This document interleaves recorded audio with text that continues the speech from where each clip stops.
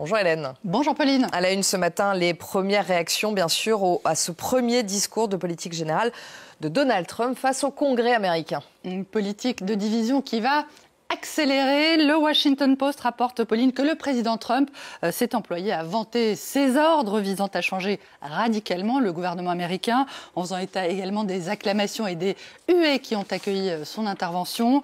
Un discours sans concession, centré sur le renouveau du rêve américain, d'après le Wall Street Journal, qui évoque une occasion pour le président des États-Unis de vendre sa politique 6 semaines après le début de son deuxième mandat.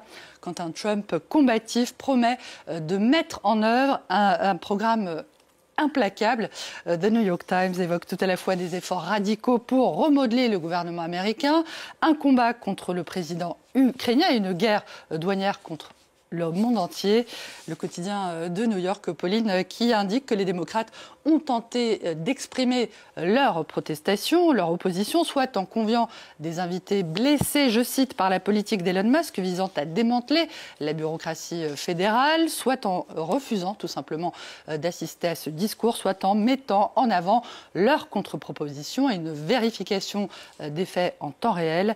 Trump face au Congrès version dessin, c'est à regarder du côté du Times, notamment avec le dessin de Morton Morland qui montre le président américain aux côtés de Vladimir Poutine et derrière son vice-président J.D. Vance, tous deux arborant des médailles de l'armée russe.